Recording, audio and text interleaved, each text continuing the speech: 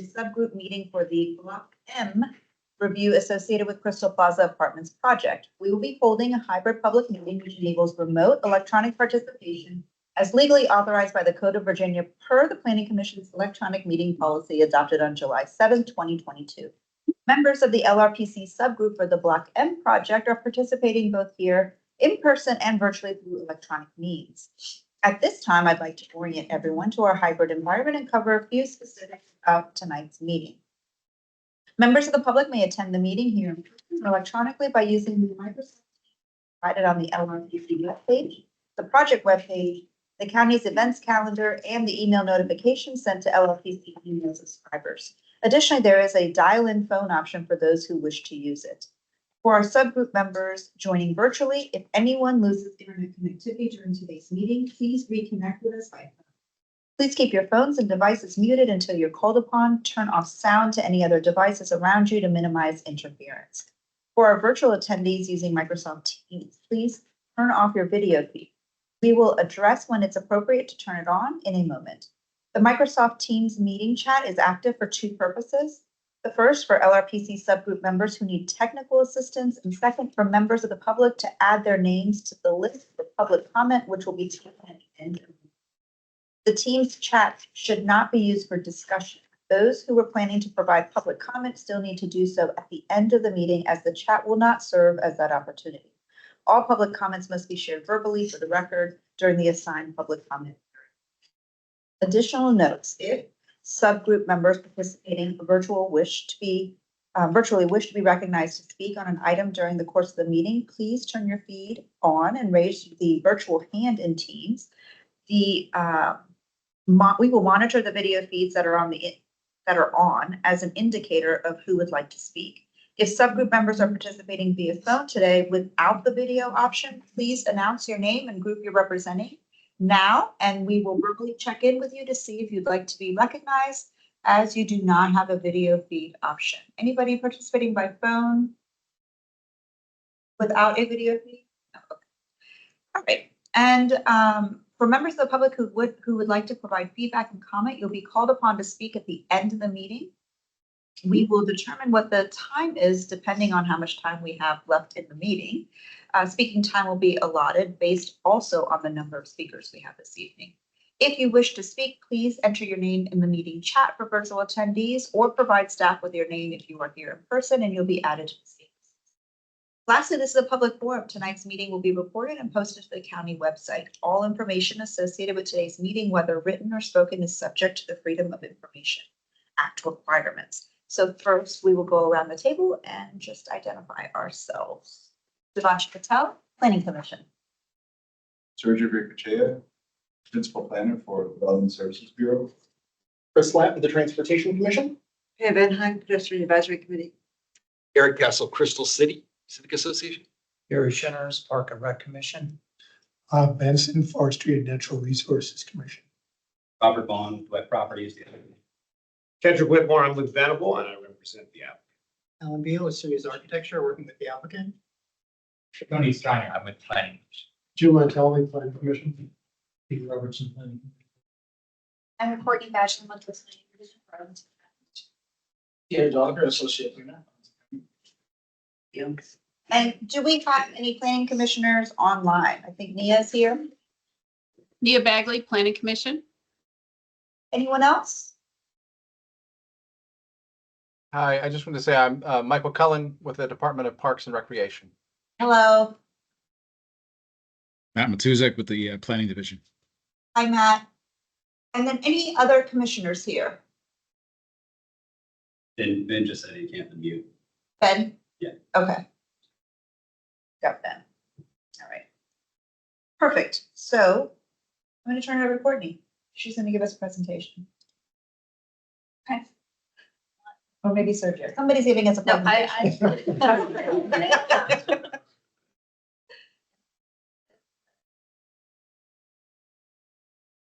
I'm like, let's go, man. 15 minutes are on the clock.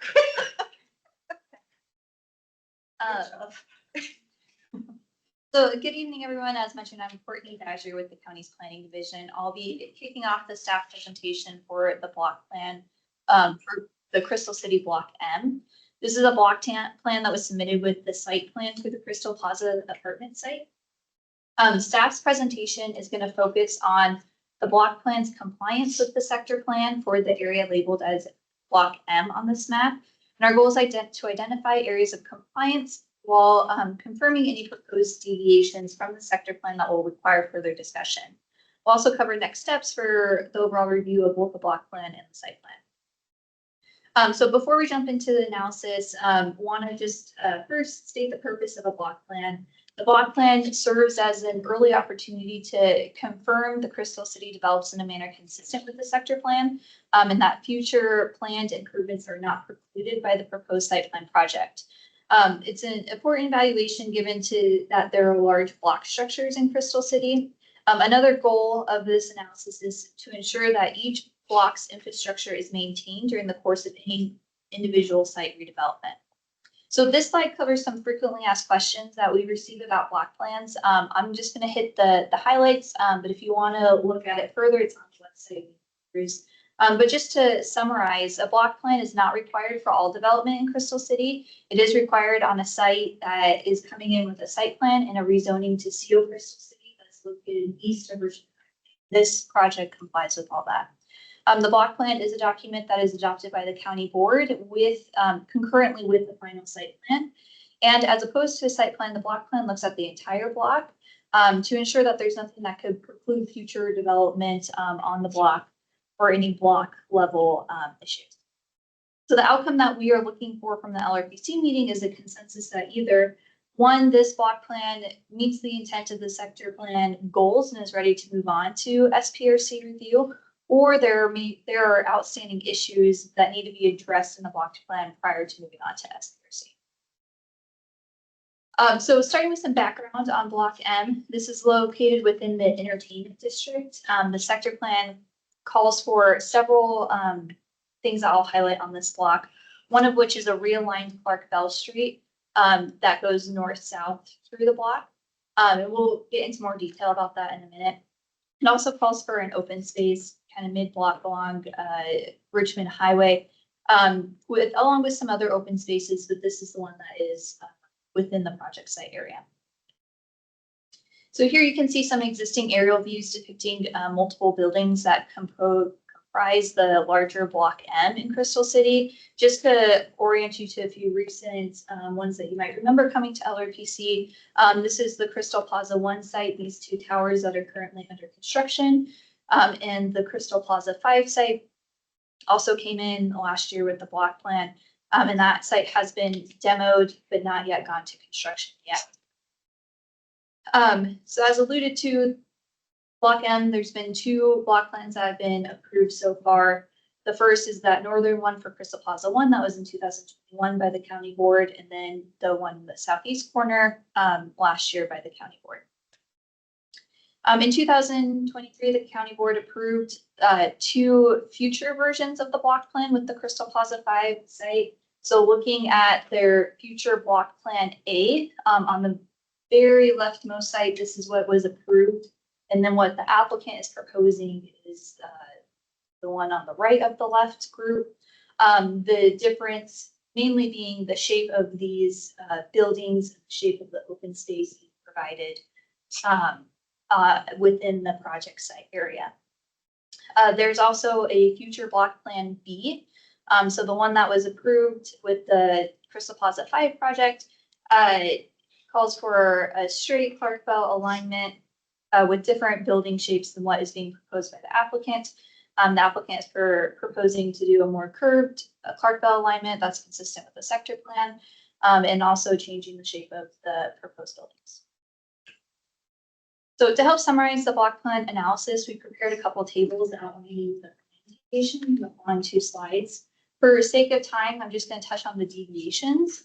There's a lot of information on these slides here, but first want to touch on the open space. So the sector plan calls for one open space to be located within the application area.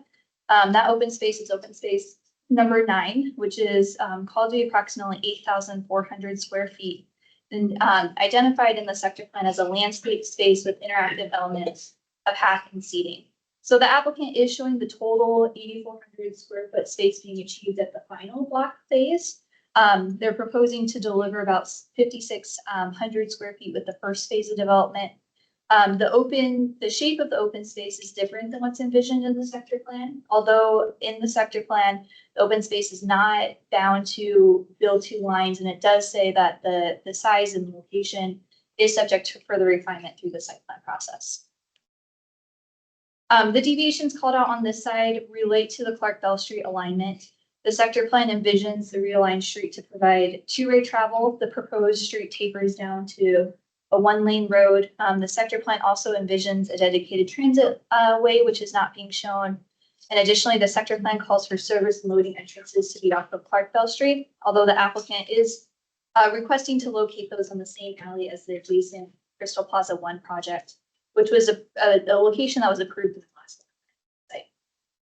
I'm going to turn it over to Michael from our DPR to talk about the open space. Okay, thank you. So again, as Courtney touched on, Block M includes a number of new public spaces that are identified in the sector plan that are expected to be delivered with redevelopment across the block. The Crystal Plaza apartment site includes an area designated as Park Number 9, which is described in the plan as an 8,400 square feet landscaped space with interactive elements, a path, and seating to activate the space. Next slide, Courtney. So similar to Park Number 10, that was considered with the Crystal Plaza 5 site plan that was approved last year. This site plan proposal would create an interim public space that would be built with the project. But full park build out as envisioned in the sector plan would be achieved at a future date with development of a second building to the south. And then next slide. So we have identified some concerns related to the interim and future park spaces, which are framed by these 4 questions that are listed here. First, we've noted that the proposed orientation of the space, which wraps around the retail building frontage, is not consistent with the sector plan or the public spaces master plan, and as it is not contiguous or regular in shape. Second, the proposed easement area, it extends all the way to the shy zone of the retail facade and does not provide for commercial cafe seating area or commercial circulation that's separate from public space users. Third, if these issues are addressed by reconfiguring this public park area, it may be difficult to achieve the full build out of the 8,400 square feet space with the proposed and future building footprints. And then finally, we've questioned if the proposed interim park easement area, which is highlighted in green here, is appropriate when there is additional plaza area that is shown as noted in the upper right corner of this slide. So that's it for me. I'll turn it over to discuss other plan deviations. Thank you for your feedback. I'll be discussing deviation number 2 in regards to street sections. The Crystal City Sector Plan recommends an 80-foot width between building faces on the new Clark Bell streets, with sidewalks ranging from 15 to 18 feet wide. The applicant meets these requirements for part of the street, but not where it ties into the existing South Clark Street. In the compliance section, the applicant proposes a 2-lane, 1-way southbound configuration instead of the 3-lane, 2-way configuration recommended in the sector plan. Where Clark Bell merges into existing Clark streets, the applicant suggests or proposes a single southbound lane. Although one section meets some width requirements and the other does not, neither section follows the recommended lane configurations, especially the dedicated transit lane, which leads me to the next deviation. Related to surface transit, sector plan does not call for a transit stop on Clark Bell Street near the planned development, and the applicant is not proposing to change any of the existing transit stops along South Clark Street. The applicant has not included a transit-only lane to support surface transit as shown in the sector plan, and that's why this deviation has been flagged. Deviation 4 is regarding loading frontage. In the sector plan, there's recommendations for garage and loading services located along the new Clark Bell Street. However, the applicant has provided these services via an existing that dead-end alley that already serves the 2001 South Bell Street development. This deviation is flagged because the sector plan prefers consolidation of these services along the new Clark Bell roadway, but it does support some alley-based services as well, just not in this specific area. And lastly, street network was flagged as a deviation due to Clark Bell Street being realigned as per the sector plan, just due to redevelopment needing to occur on the southern portion of, to complete the realignment. The applicant proposes a continuation of a permanent section of Clark Bell Street and then proposes to tie into an existing South Clark Street connection south of the building until the redevelopment can occur. And then finally, just wrapping up with a review timeline. So we're in LRPC now. This is our first LRPC meeting. If we need another LRPC meeting, we're thinking that would happen in July, and then move into SPRC starting with the community engagement and then 2 SPRC meetings per our typical approach before going to commission for this winter. With that, I will end the presentation and turn it back to Commissioner. Okay, so we have an applicant presentation as well. Thank you very much.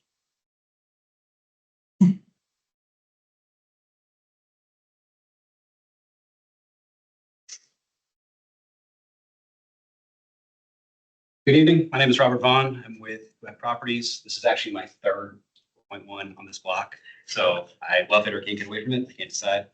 I'm going to move quickly through a lot of material staff covered. The site is on the western side of Crystal Plaza Apartments. So DWEC owns Crystal Plaza Apartments, which is a 539 unit existing building on 5.6 acres of land. JBG owns all the other buildings surrounding on the block.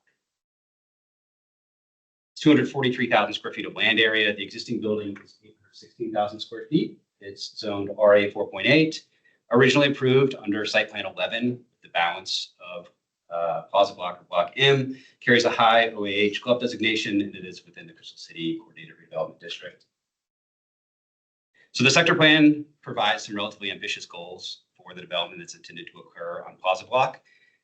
Specifically with the realignment of Clark Street, which currently parallels Route 1, is a service style road, interior to the block to break down the super block structure, requires the demolition of 4 separate structures.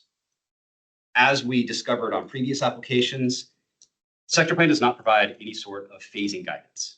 It shows an existing condition and a final condition, and the phasing is relatively complicated for how you move these transit services in a way that still maintains the ongoing infrastructure requirements while doing this development. And I think a lot of the questions that are likely to come up tonight are related to some of those phasing challenges. As staff noted, park open space number 9 is called for 8,400 square feet. We are proposing an interim condition, so a 100 square foot interim park that would be completed with the next phase or final phase of development on Plaza Block. From sector plan standpoint, we are compliant with height. There are no bulk angle requirements for this site. We are compliant with tower coverage, and we are compliant with the recommended land use mix. So here you can see the subject site. Staff covered this. This is the phase and really the additional phase within the block plan that we're proposing with this application. In the previously approved block plan iterations, the 2 Route 1 buildings that exist on Crystal Plaza Apartments were shown to occur in a single phase. After extensive review of the realignment of Clark Bell with DES, we all came to the conclusion that we would not be able to redevelop the southern wing of Crystal Plaza Apartments without a corresponding redevelopment of Plaza 6. We don't own Plaza 6. JBG Smith owns Plaza 6. While I think it might be a development candidate at some point in the future, as indicated in JBG's previously approved block plan, it is not a focus of development at this time. So we are coming forward to introduce an additional phase to the block plan that just provides for redevelopment of the northern portion of our property. With the next phase of redevelopment, where we're showing the southern portion and 2221 or Plaza 6 redeveloping, we do complete the full 8,400 square foot open space as called for in the sector plan, as well as the full realignment of Clark Bell down to 2030. We have proposed a alternate future plan B. This is what I would call a refinement of the future plan B that JBG previously got approved. That both takes into account that once we move forward with this initial phase, you no longer have the ability to run realign Clark Bell through the middle of the block because the main portion of Crystal Plaza Apartments will be there for some period of time, along with refining some of the building massing. And that's when JBG or me previously got that block plan approved. DWEC had not really studied the redevelopment of Crystal Plaza in extensive detail. So now we have and have provided a slightly updated massing that better reflects how that building might actually redevelop. So the proposal is 250 feet in height, consistent with sector plan. We are proposing 80 feet for the right of way, right? Which previously we were compressing that. So we are compliant in the section of Clark Bell that we are extending.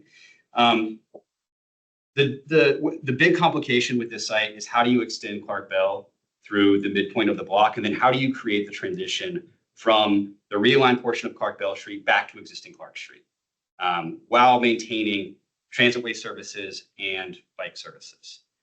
And so we have taken an approach where we have tried to replicate what was approved with 2001, but obviously that's going to be the discussion. 3848 residential commercial base density, 85 max tower coverage. Parking and loading really must be accessed off the north side of the building. And that's because of potential loading conflicts with transit services that we discovered through previous 4.1s on this block. And then this site does set up where it's relatively long and narrow with extensive frontages on both Route 1 and on Clark Bell Street that help to inform how we thought about it from an architectural perspective.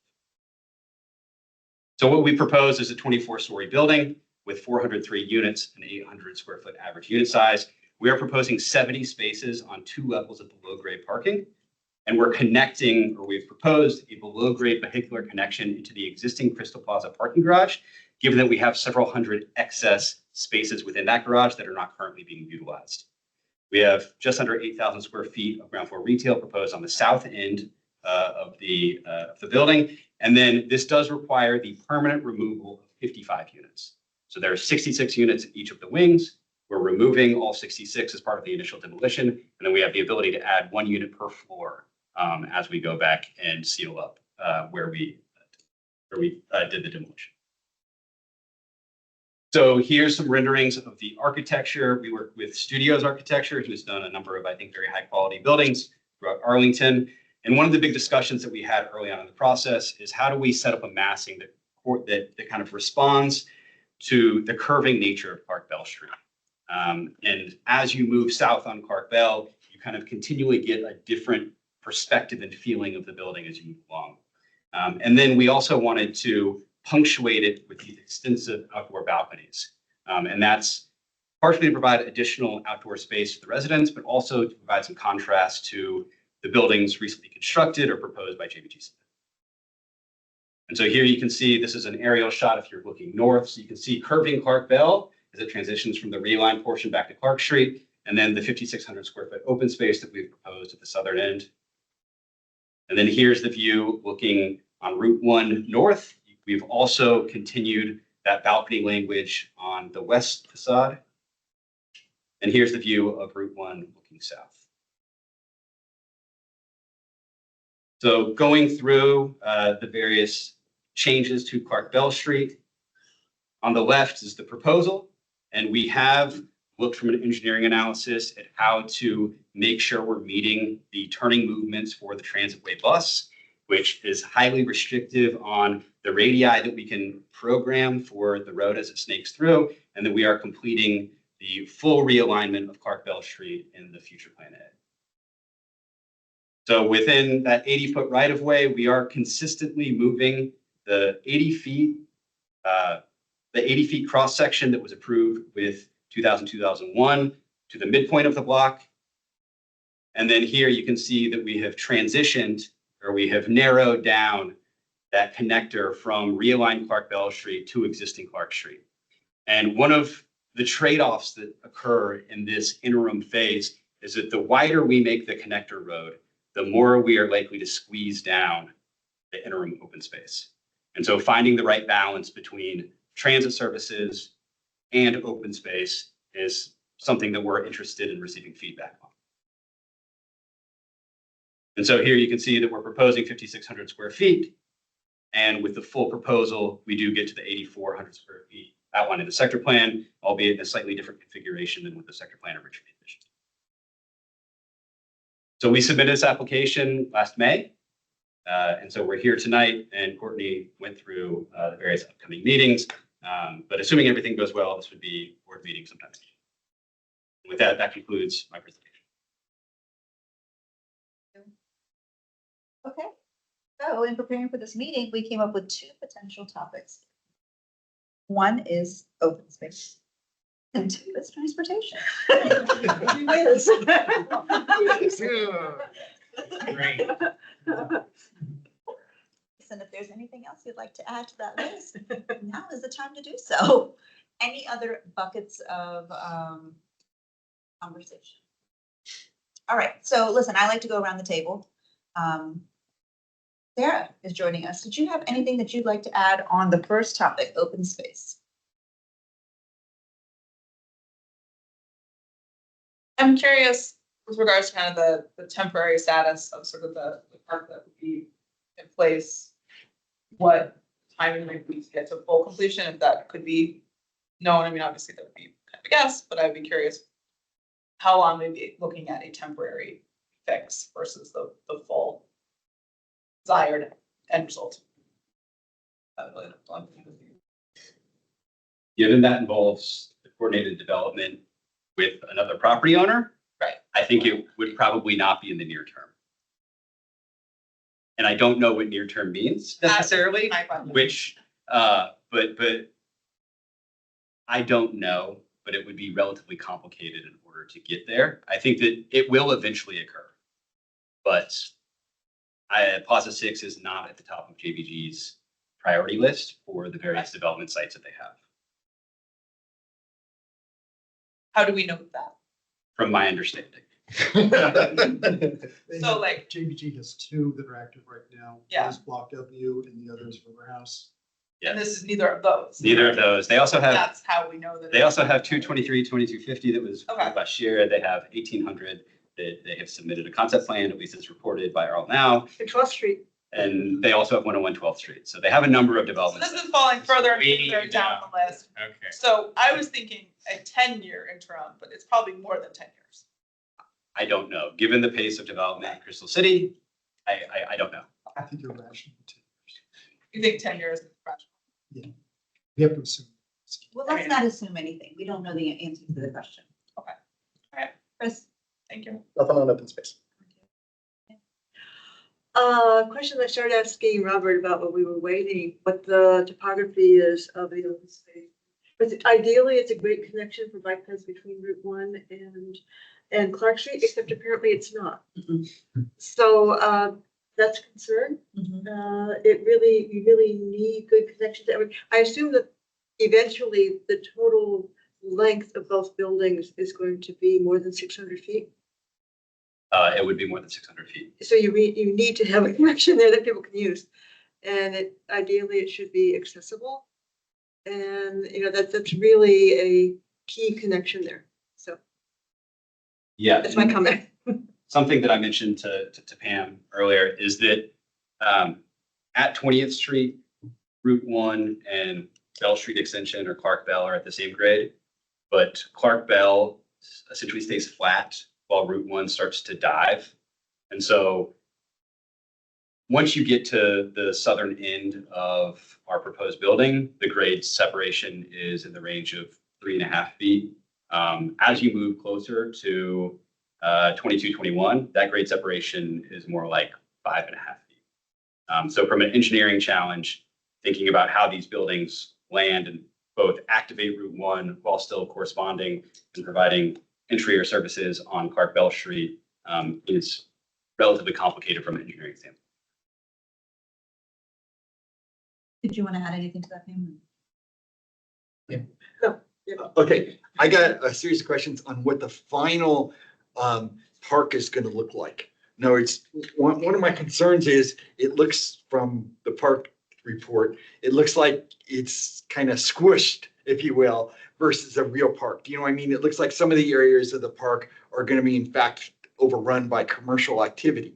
And so my question is, what's the final park gonna look like? And especially with the grade, what can you do with that park when it's all done? Eric, do you mean the final interim or the final final? Final park. So we have not proposed that any of that open space would be claimed by the commercial retailers. We don't believe that this is a location that sets up positively for a food or beverage type retail.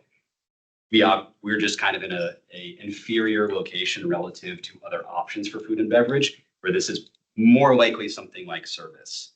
Can I add briefly to that? In addition, how we convey this to the county, whether that's through a dedication or an easement, that would restrict commercial uses in there. The public park easement says it's for public use only and has a number of restrictions. Yeah, but as we know with COVID, life changes. And so I just want to see, is this a real park or is this a useless park, I would call it, you know what I mean? So for the interim condition, applicants have come forward with different approaches. Sometimes they propose nothing and they kind of get yelled at for proposing nothing. We took the other stance and we proposed something, but we want the programming to be informed by feedback or what it could be on an interim basis. Once we convey the full 8,400 square feet, that would, I assume, go into a standard open space planning program similar to other parks that are conveyed. And SPRC at that point, we're just Right. too far away from. Right. I understand, but I'm just trying to get a feel for what we're looking at, because the way I see the park in the final thing, it's kind of like a funnel, for use of lack of word, right? It goes along the sides quite a bit along Clark Bell, right? Yes. If you could show a map of the final, that, I guess I'm concerned about the footprint of the final park. That's what I'm concerned about. You see where I'm driving at? Yeah, the change in shape from the rectangle that's proposed in the sector plan to kind of the T shape that we have. Yeah. No, it's the T's, angles on the T's, can they have any value? Can the public use them? And, are they going to have any value as a park, or is it going to be useless space? That's my question. I think we obviously believe, yes, they can be programmed in an interesting way that helps to activate Clark Bell Street, which I believe will have significantly more pedestrian activity than we have, especially in this section. How deep is that? How deep is it on the ends?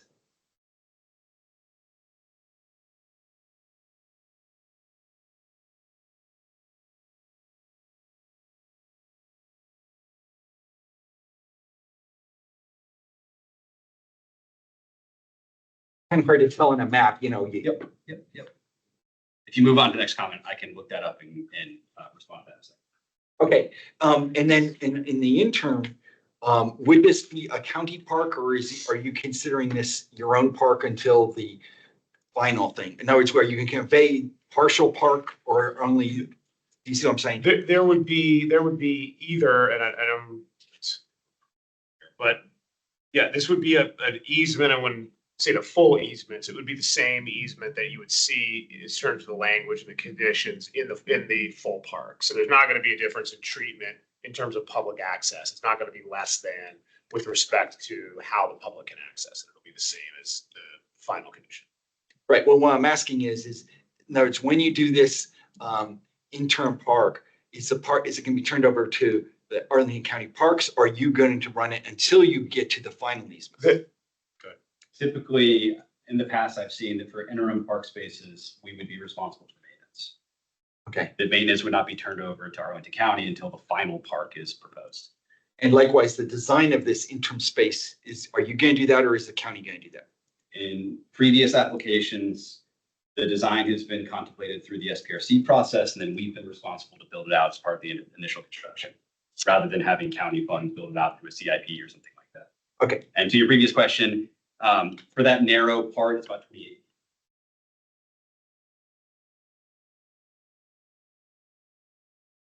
Yeah, I would personally prefer the rectangle and then have the building go up higher or something like that versus kind of this T shape. So that's my preference.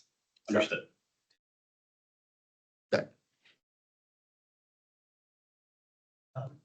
Asked every single question I was gonna.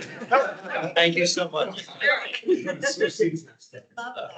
And we love that you didn't even say I align. Nothing. Tony? Oh, let's see. So mine is sort of at the intersection of transportation and open space. Okay, well, wait then. Do you have just open space? No, I don't have a concern with the odd shape. I think we can always end up with some very interesting solutions, like we did on 23rd with the two JBG buildings. So I'm really not concerned about the real having the geometry different than just a simple rectangle. Tony? You're gonna lead us right into transportation now. All right. Wait. Oh, I'm sorry. Ask a question. Yeah. So, Bob Benson with the Forestry Commission. Trees are my thing. Everything I'm going to say here is to try to maximize trees because our tree canopy is in crisis. And the new tree action plan calls for getting to a tree canopy goal that we're just not going to reach unless we think outside the box. So just, I know this is question time, but just for what it's worth, it's almost a misnomer to call these parks. I realize that you're constrained with what you have to work with. But this number 9 is like the size of my dinky yard in North Arlington. It is not a park. It's a little green space, and any green space is good, but let's not kid ourselves. It's not a park. I guess maybe my questions are broader for the county staff. Realizing that we're operating within the Crystal City Master Plan, how much wiggle room is there to deviate from that? For example, since I'm relatively new to this, I'm looking at this and I'm wondering, why do we need a 3-lane Clark Bell Street? Why can't we do what other municipalities have done around the country and maybe create a pedestrian walkway? Where then we have green space and we kind of solve problems as far as phasing goes. You still have access to the buildings on the north side. And we're not trying to squeeze more asphalt in when Richmond Highway is roughly 50 feet away. So I'm kind of wondering, are we bound in blood to the county master plan, or can we consider deviations from that in terms of the design for Clark Bell? And in fact, the intention of Clark Bell. Can start off with that one. Right now, our focus is definitely not inhibiting or affecting the future transitway or any of the existing transit services. The 80-foot section that's in the sector plan does have elements of pedestrian sidewalk areas as well as bicycle facilities. So those are important to us in maintaining those. In terms of flexibility, I think previous projects, like we've seen some deviations from what's in the sector plan as specific as like a cycle track. Right now, it could be separated bike lanes on each side of the roadway. We've seen that with 2001 for now, until we can have a full realignment. So I'll say that there probably is flexibility, but the sector plan is focused on pedestrian. But I didn't hear an answer to, do we have to have a roadway or can we have a pedestrian way and bike way with access provided through lanes, smaller driveways and things like that? Mathematician just. Thank you. Thank you for being recognized. There is, I think, a lot of thought that went into the cross sections that exist in the sector plan. There was a pretty robust transportation plan and study that led to the formation of the sector plan. And a lot of it envisioned a lot of, the transit improvements that are going to come forward and are still being implemented, but also the level of growth, which has capacity issues, has implications on the adjacent roadway, particularly Richmond Highway. So I think there is an expectation for Clark Bell to ultimately help solve the broader capacity issue for the corridor. And if we are not able to deliver that in the way that is envisioned, it will have ripple effects on what's happening on the adjacent roadways. And particularly since we are now, this is the third major, as Robert could attest to, his third major development application that is beginning to deliver those incremental sections. So we are now at a point where we need to be consistent with those earlier segments so that we have a consistent cross section across the entire span between 20th and 23rd. And I may come back to this because things can always change. But I also have one other question. As far as the street cross section and the trees, Again, realizing that space is limited and the 80 feet that you've got to work with. Is there design wiggle room to create wider tree trenches, so to speak? Maybe making the pedestrian way smaller, or maybe not having cafes. I'm gonna back out. So again, I don't want to be, I don't want to keep coming back to the issue, but trees are now part of the comprehensive plan. They're just as important as transportation, housing, everything else. So I don't want trees to be the afterthought. We're sticking them in 6-foot wide things, and I don't think that's going to be enough. And I see other urban places where there's beautiful tree and landscaped lanes next to pedestrian walkways that are perfectly sufficient. If you got rid of the road, that would be better. But I guess that's my question. I'm assuming that flexibility does exist in the design. Is that correct?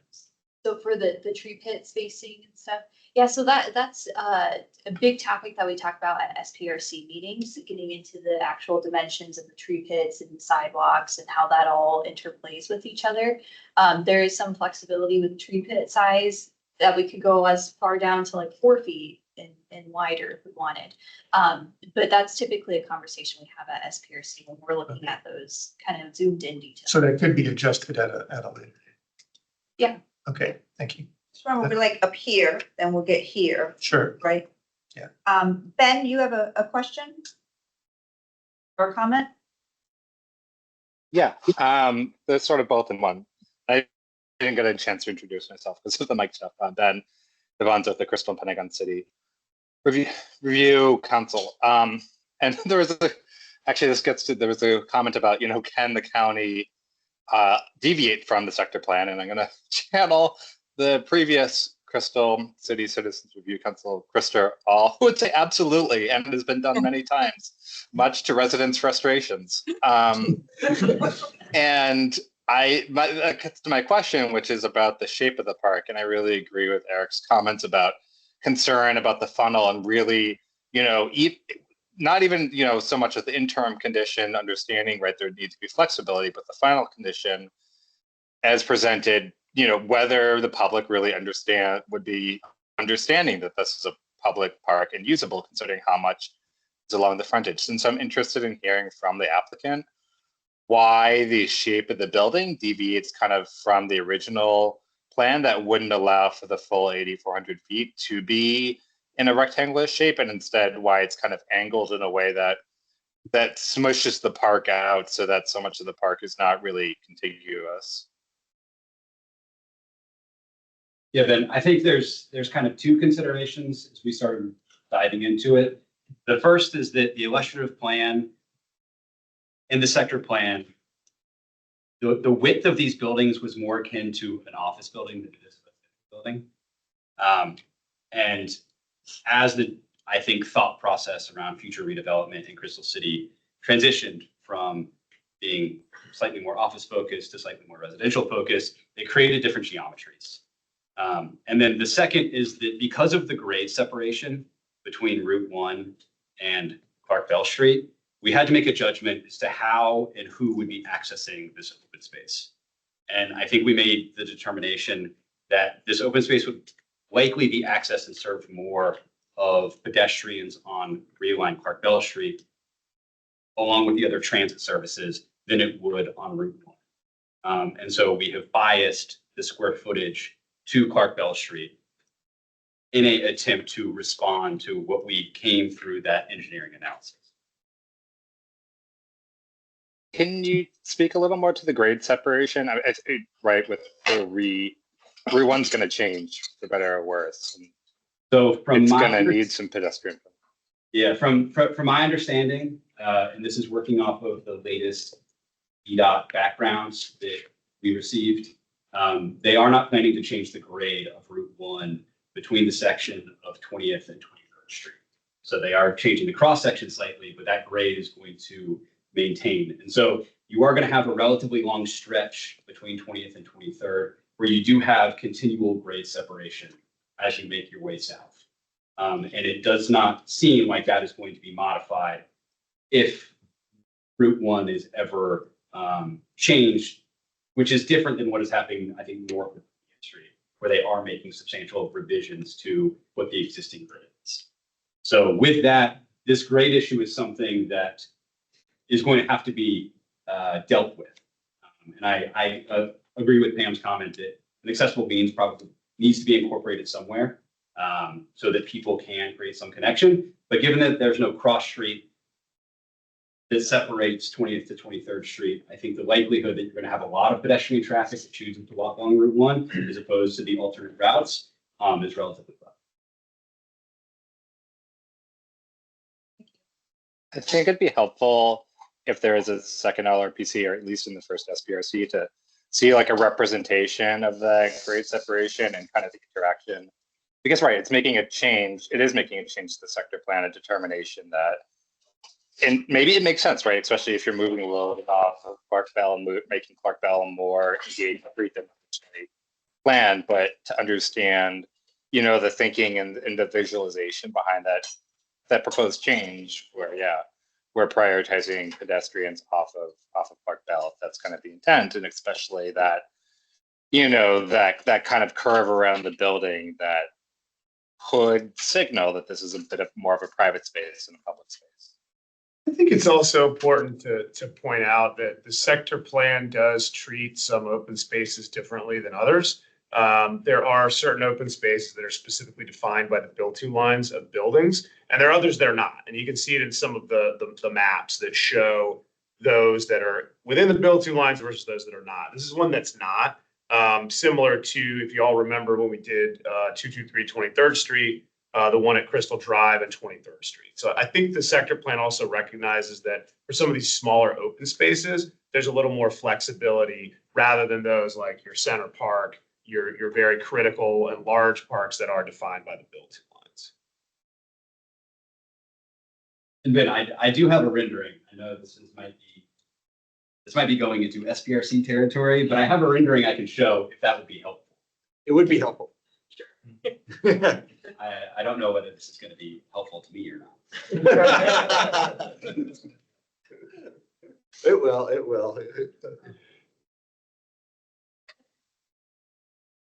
So here's kind of a rendering. And so we did incorporate set stairs, right? Which I understand doesn't address the accessibility needs.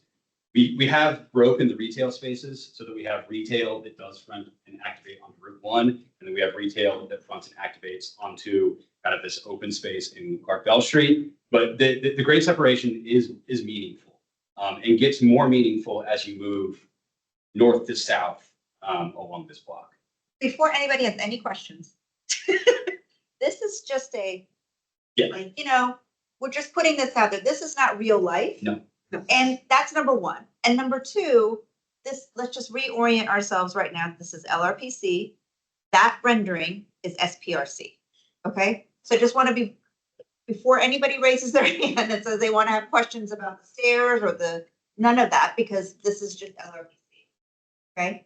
All right. I'm going to go back to Mr. Schreiner, who has been waiting so patiently, and he's going to connect the dots. And actually, I feel like probably take us back to Rob's earlier question about wanting to get some guidance on what the interim park looks like versus the transportation connections, right? That was my original question. Fantastic. Go ahead. Yeah, I have a second one, Okay. but Well, ask that question then get your answer. or I'll do the original one first. So I was curious the wording that you had in there about the sort of squeezing the park in the interim for a wider street. And I was curious, like, what would making a wider street, let's say, hurt us in the short term, but would the whole park be able to be built in the long term, even if you had that wider street? Maybe more of those pedestrian ways, the bikeways, those kinds of things. Yeah, so the only thing that we would be talking about is widening the connector between the section of Clark Bell Street that would essentially be in its permanent condition and the section of Clark Street that exists in this interim condition. Mm-hmm. That connector would eventually be fully demolished. Because once the next phase of development comes through, that section of Clark Bell, the realigned section of Clark Bell would be continued, and then the section of the open space that is covered by that connector would be demolished and turned over as park space. So it really is kind of an interim consideration for what are the pressures that this needs to respond to from a transit perspective versus what are the desires for that interim open space. So that's that north-south. Yeah, I can pull up. I'm still trying to It's where it get this in my where it mind. angles. From Bell Mhm. to Clark. Yeah. A So lot of these projects are around peg square hole kind of deals. it's this piece specifically right here. So you can see to the right-hand side of this crosswalk, that would be considered the permanent Clark Bell dedication.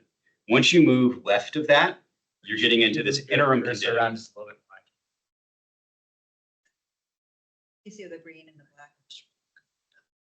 There's Crosswalks. There it is. Got it. Yeah, so this right here, That's the, so on that side, this is permanent Clark Bell. gotcha. On this side, this is the interim connection. This is existing Clark Street. Mhm.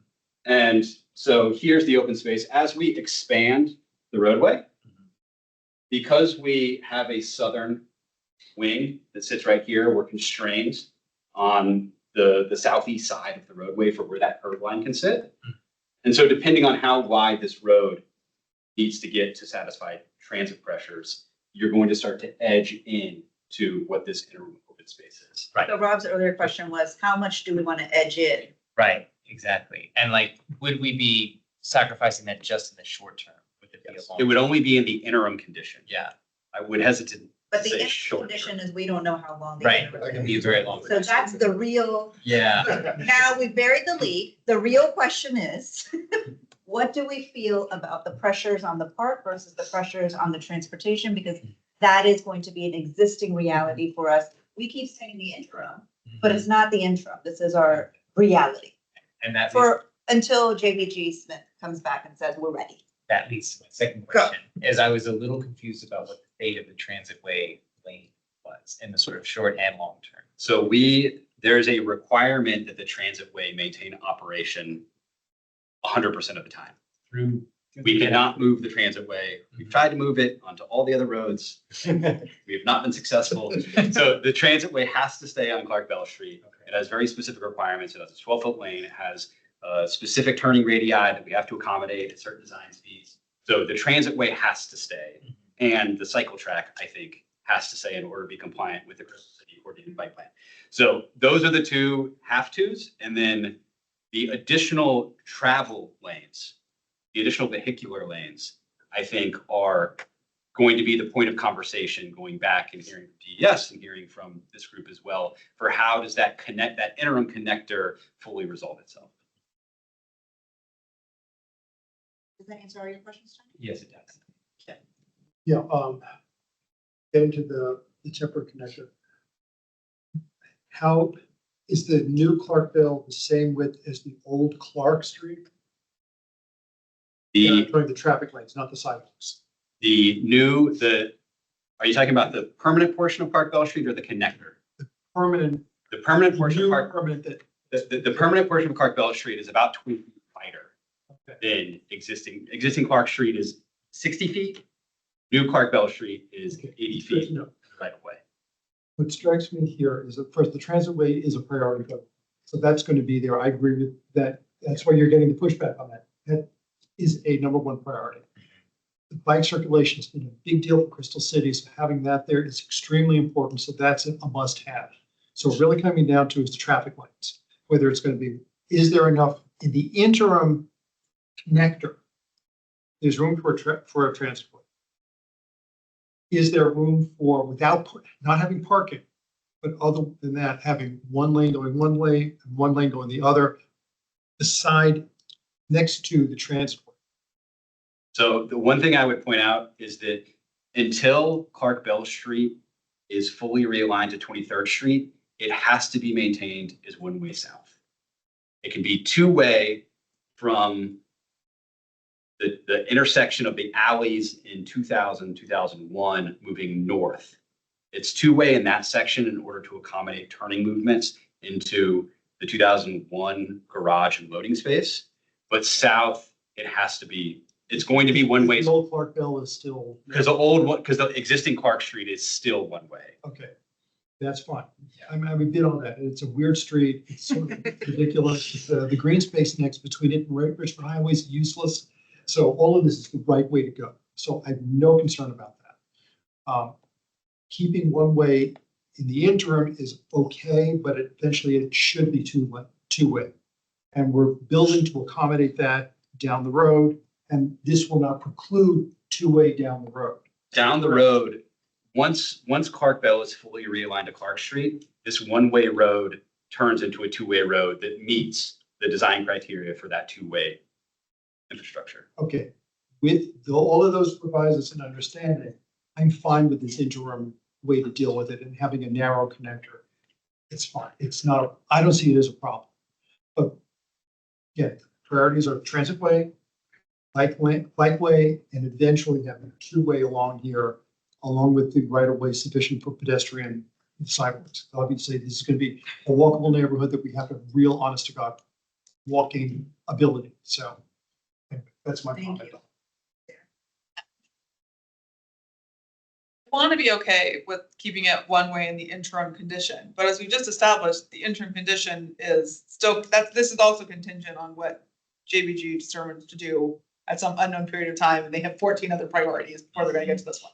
So I'm not sure that we should be signing on for something that's going to be maintaining this weird one-way direction. We really wanted to get it to two directions for Clark Street, then for an indeterminate amount of time. We can't because So the there's old nothing, parts, yeah. the existing We can't. Clark Street has to stay one. Because it's There's narrow. nothing we can do. There's nothing we can do about that. There's I don't like it. No, I'm not saying this is ideal or wonderful. But given Become a majority what we're shareholder of dealing with, GBG. this is a good way to move the ball forward. I would obviously defer to DES on this, considering that they're going to control the right of way. But if you have tried to get to Crystal Plaza Apartments while the construction has been going on, Clark Street is two-way is insane. Because of the distance between Clark Street and Route 1, having that be two-way and facilitating that turning movement so that you can come north on Clark Street is quite problematic. Okay, I appreciate all of that. DES, is there anything better that, that's just it? That's not, I don't think that's it, but right now our focus is that the applicant has provided like one lane in the interim condition. And we're talking to staff, especially transit staff, to see if the one lane is doable for the long period that we have to wait, or should we have an additional lane for transit only, and then the other one will be just vehicular traffic? Because in the sector plan, it's always been envisioned as having the transit only lane. And right now, we're only getting one lane, but it's at below capacity. So that's what we're striving for right now, and seeing what our staff can figure out projection-wise in the future and how long we'll have to wait. But again, even if we can get the second lane and transit lane, it's still one direction. Yes, it just means that the buses get their own lane. Yeah, no, I understand that. The smaller. Yes. All right. Talk to me about the weird access into the existing pull-through under the second wing of.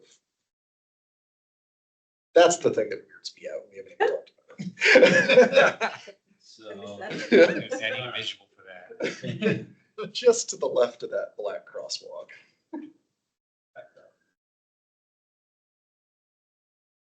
All right, so the existing Crystal Plaza building, Can you make it bigger? Yeah. Thanks. the existing Crystal Plaza building has a north and south entry point, and it serves as one way. With the construction and the realignment of Clark Bell, that is consolidated down into a southern end. And so the goal is to limit. So this driveway right now becomes one way out, which means that we need to get people in so that you are not able to come down here. And this comes to transitway conflicts. If you come down the connector onto Clark Street and then you're stopped trying to make a left, for whatever reason, you're now blocking the transitway, which is no good. So we're using the remaining portion of the existing driveway to create access into the southern entry to the parking garage and loading from realigned Clark Bell, given that it will be one-way south. I agree, it's not an ideal condition. It's real weird. Okay, so there's, as you approach that black crosswalk, there's 2 lanes going southbound. Yes. One of which is labeled straight, which kind of curves around to the right, which is the shared lane. This straight is actually here. Yep. And then this left is actually straight. Yeah. Making sure I understood. All right, but that's because we don't want cars stacking up trying to turn left into the existing driveway, because then they block the transit lane. Is that the only thing that weirds you out? Good. It's the thing that weirds me out. Yeah, I think it's a reasonable, at this point, I think it's a reasonable interim condition, even recognizing that interim may be 10 years. I mean, the existing condition on Clark already sucks. So Right. this one sucks less. And it gets us progress towards the ultimate condition, which is what everybody wants, which is getting Clark Bell back. Because it ruins everything on both ends. Right. Yeah, so I'm okay with the narrower cross section on the temporary connection, recognizing that there are trade-offs. I think traffic on Clark Bell is low enough that we can not have a dedicated transit way lane for this small portion, as long as we are doing things like this to prevent cars from stacking up, trying to turn left and blocking the busway. That's where I currently stand. Thank Thanks. you. The bus headways aren't that. Yeah, yeah. I studied the block plan, I studied the staff slides, I studied your slides, and I got a little bit confused about things. And this I'm sure is not true. And your slide about the proposed Clark Bell connection, you have no trees. You just have a sidewalk and no trees. I assume there are going to be trees. Yeah, that might just be the graphic that we pulled. Okay. But this, yes, it's Okay. intended for Clark Bell type trees. And my recommendation, wherever you can, is to keep a minimum 8-foot clear zone for pedestrians. So we have a minimum 8-foot clear the whole way around, except on the alley side. I thought I saw a 7.5 foot somewhere. I don't believe so. I've checked before because I knew you were gonna ask that question. I was 100% sure you were gonna ask that question, and I'm pretty sure that I looked at all the sidewalks and they're 8 feet. It looks like 7.5 adjacent to the temporary park. Yeah. Right. And yeah, which is your staff slide, 17. You've got 7.5, and then you have a 1.5 bench area at a 6-foot tree. My suggestion would be to split the difference, give us the other half foot and give the other foot to add it to the 6-foot tree zone. And you can put benches in there. You don't need a bench though. And I'm sure one of us will probably ask you about the alley that is used for servicing both buildings. Which seems really tight. Do you want me to talk about the alley? Yeah, I would. Yeah, because I mean, if you can't exit out of it, you have to like turn around. Yes. And that's going to be loading for your new building plus the parking entrance and exit. So it's loading for our building as Yeah. well as entry to parking. Okay, where do they exit?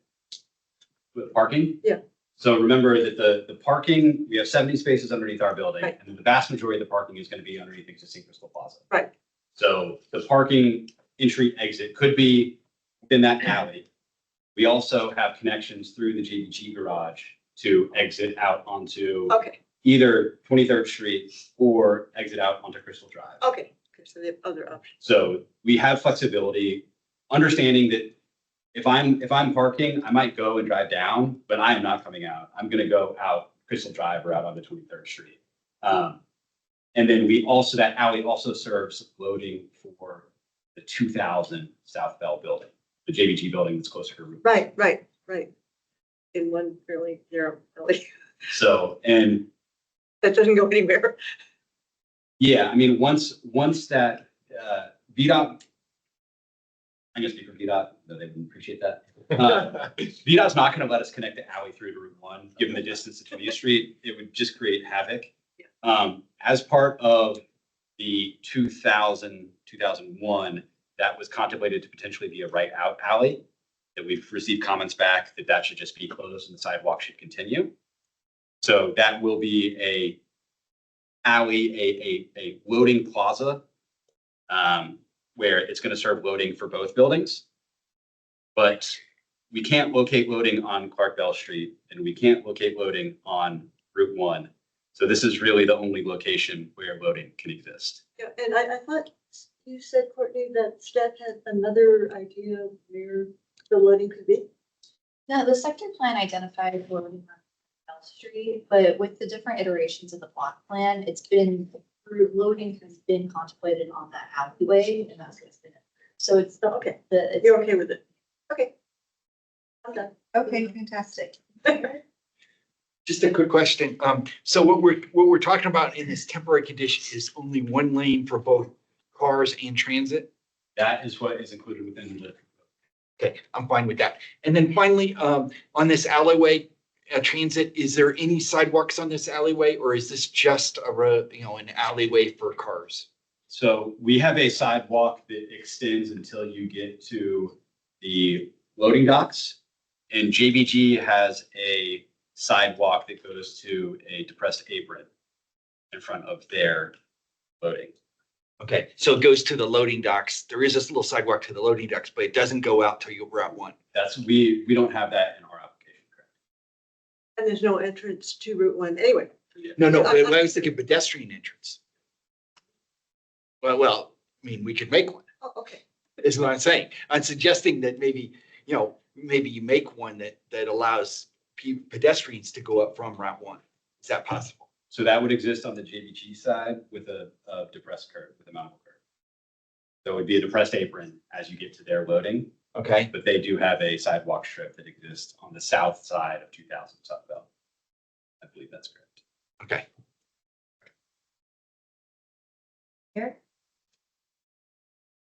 Your turn.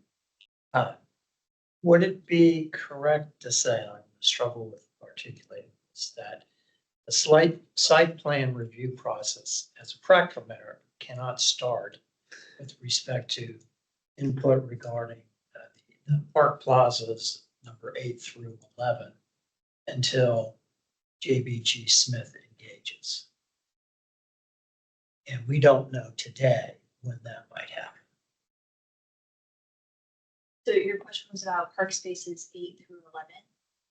Right. Yeah, so those are associated with different site plans. So Matt and Michael, who are on this call, might be able to better correct me if I say something wrong. But they're associated with different projects. So open space 10 and 11 are associated with the Crystal Plaza 5 project, which was approved by the county board in 2023. I believe open space 8 was partially done with Crystal Plaza 1. Yes. Okay. So those have already been done in some sort, talked about at SPRC, and so the last one is this open space number 9. Okay. So, well, that's good news. As to number 9, how far down the road are we looking at in terms of a site plan review process for that? Yeah, so in the next few months or so. That will be discussed with the SPRC for the Crystal Plaza Apartments that's associated with this block plan. So we're targeting out an online engagement, maybe August, maybe September, and then SPRC starting. Okay, great. Forgive me, is this for more questions or is this the make your comment portion of the meeting? Well, we don't have a make a comment portion of the meeting. This is the questions related to transportation. We have a public comment portion of the meeting, but Okay, you're free to, all right, we're on the topic of transportation. okay. Well, I'm gonna take another slight run of what I was saying before. Mindful that this is a big picture LRPC meeting and that we're not discussing whether the trunk tree things are 8 feet or 7.5 feet or whatever. We are in a time when on a I'm talking about development in residential parts of Arlington, I get lectured to sometimes that, we need to get people out of their cars. And yet we're kind of twisting ourselves into pretzels, trying to figure out how to deal with all the logistical problems of being able to let cars run through this area. And when I look around at other cities, I see a trend in the other direction. Alexandria, for example, has taken part of King Street, made it a pedestrian street again. So mindful that we need to have the transit way have access and need to have bikes have access. Mindful when I look at the Crystal City plan that P5 talks about an imperative policy goal of increasing tree canopy. I don't see that here. And P6 talks about achieving dedicated publicly accessible tree-lined pedestrian routes through large urban blocks. I wonder if I could ask if there could be a mock-up of a plan of what it would look like if Clark Bell were narrower to allow that one lane and allow bikes and create more, use the opportunity to create more of a tree-lined urban forest, mini urban forest area. That would be very beneficial and liked by, I think, a lot of people in Crystal City, and still allow that transportation access. So I guess I'm backing away from suggesting block it off entirely, although I'd like to see that. But mindful that that transit way connection has to be maintained. Could we see an option where it's narrower all the way down and we have a bigger urban park? Basically, that creates more of an urban park along Clark Bell, as well as that little sliver of park that's smaller than my yard. Okay. Peter? Okay. All right. So that's the formal agenda.